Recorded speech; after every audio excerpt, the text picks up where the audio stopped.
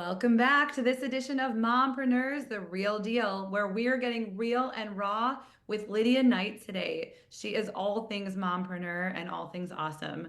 So we left off talking about essentially how she was empowering other women by being vulnerable to open up and to say, we're also not the people that we're portraying ourselves to be.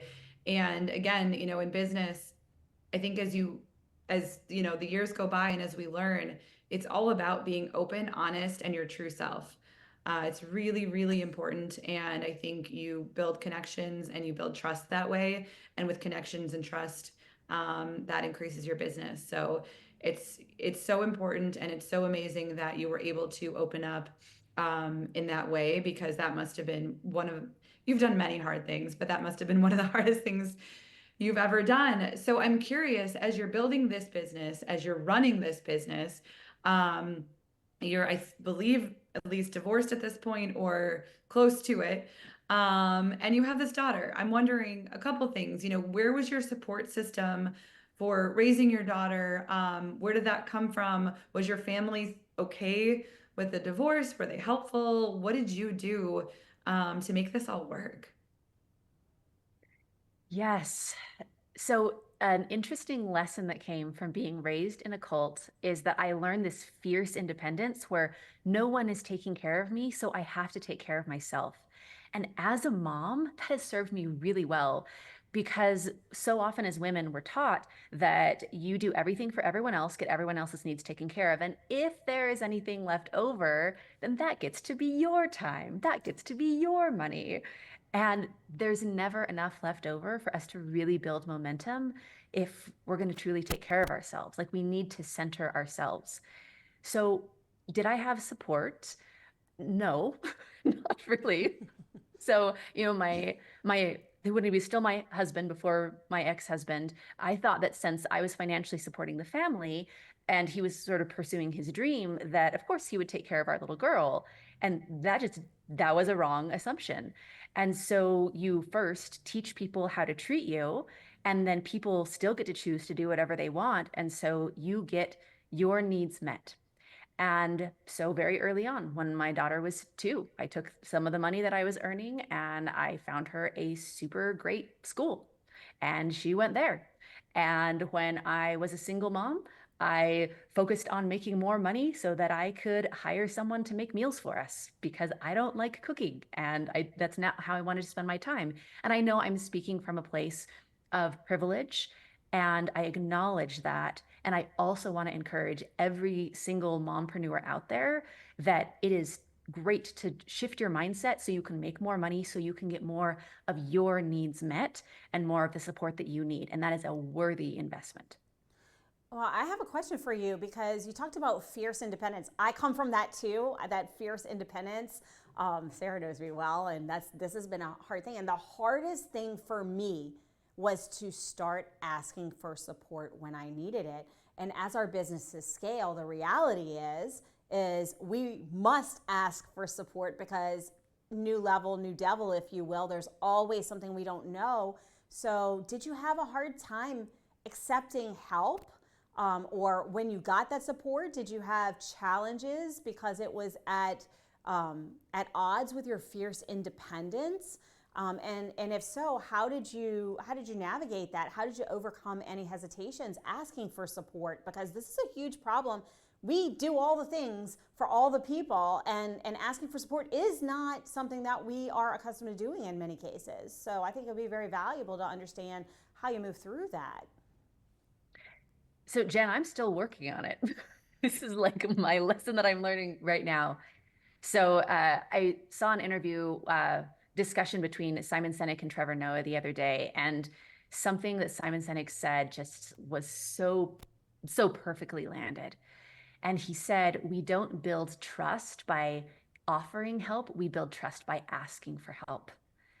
And trust and honesty and integrity are such fiercely important values in my life. I realized I had been missing an opportunity to build trust with people because of my fierce independence. And this has been a learning curve for me. You get to the point with your mindset where you see that it's valuable to invest in getting support. And I got to the point where I was like, I'm fine with paying for support, but people just being kind or offering support, or ways that our clients want to uplift our mission, or people that want to have you on a wonderful show like this and spread your message, to say yes and to really accept it as a gift and know that it's a value to the other person supporting you as well. And so these are the things I'm preaching to myself right now and definitely learning more every day. Yeah, well, absolutely. And just so you know, you're preaching to the choir with the cook, because if you've watched our previous episodes, Jen, that is her biggest thing. She has an adult nanny because she also does not like to cook. So we talk about that. We talk about boundaries, making sure you do leave time. Are you better about that now? I mean, I hate to think, it's actually breaking my heart a little bit, because I think we're all the same in that way. We're all, you know, I don't even know what the right word is that's nice about it, but just being more in control is safer for us. I would say, knowing the three of us now. And so doing it all just comes naturally. Are you taking time to boundary, to do self-care? I know your daughter's older now, so she probably sits in her room a little more than she used to at 2, but she's a teenager. Um, but are you able to do that, to spend time alone, to really have some alone time? Oh, that's such a great question. I think this is really important and has definitely been a journey. So, one honor that we've had over the years in coaching thousands of women and really seeing these ideas that we have and these obligations that we feel around motherhood is that so often we're taught that your time and your efforts need to go into being a good mom. And a shift that I made a long time ago that I feel has really served me is that instead of trying to be a good mom, I'm trying to be a good role model. I'm being the kind of woman that I would want my daughter to be, not trying to be the kind of mom that is perfect for my child. And it's really helped me to take time for myself because I can ask myself, would I want my daughter to take care of herself? Would I want my daughter to have a weekend off? Would I want my daughter to feel that there's value in caring for her? So that's been one part of it. And every good coach has a coach. And I remember a coach that I worked with a while ago, she said, how many hours a week are you working? And as a mompreneur, this is a great exercise because oftentimes it can just bleed into who knows how many hours. It's just what I do. And I found out I was working 90-hour weeks regularly without even noticing because this was just the pace that I was used to. And I celebrate that I now take 3-day weekends every week. I have my Fridays off unless I'm doing something like this. And it's been wonderful to see the trust that is built when you take time to rest and you actually see your business improve. And that is something that it felt scary and courageous to test, but it works. It doesn't. I'm laughing inwardly a little bit about, you were working 90 hours a week. I was that person as well. And mom, and honestly, we're really working a lot more than that because the job of mom never goes away. It's a 24/7 situation. Really, it's more like a 48/7, if you can even imagine that. It's like doing 3 full-time jobs.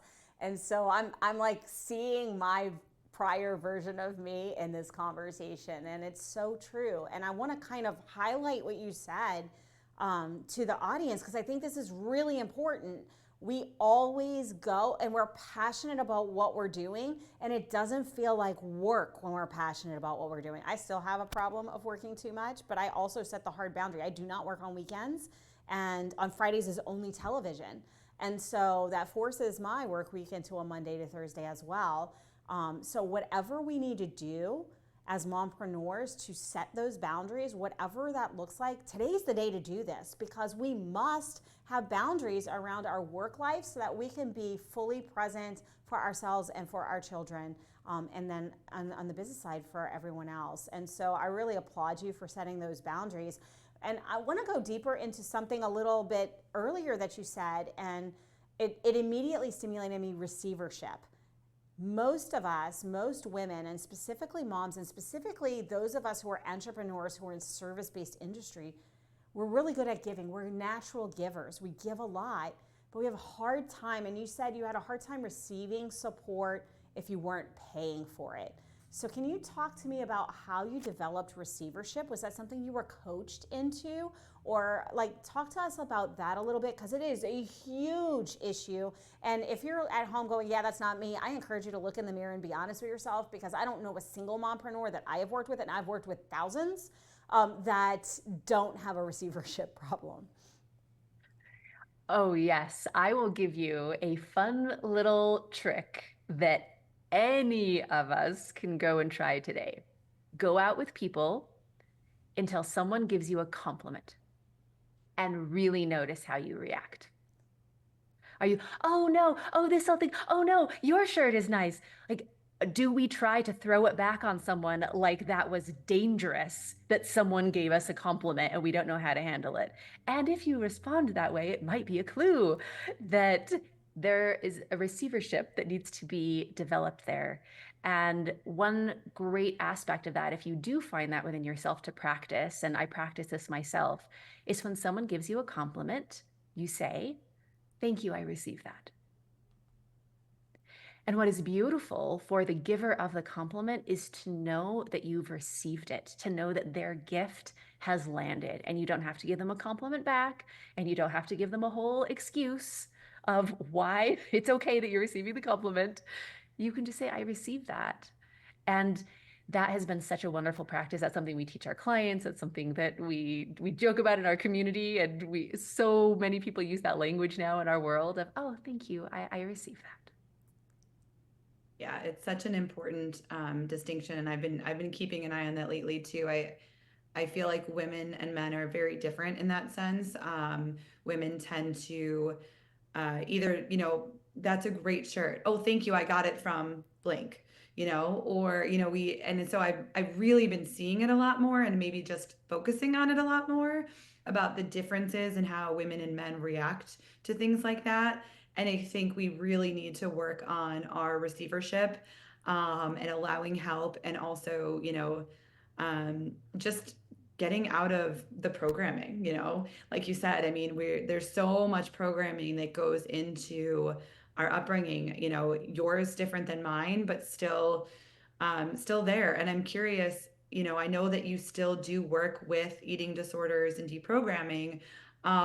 What else is the She Center? Where have you gone with your career as well? I would love to hear about the She Center.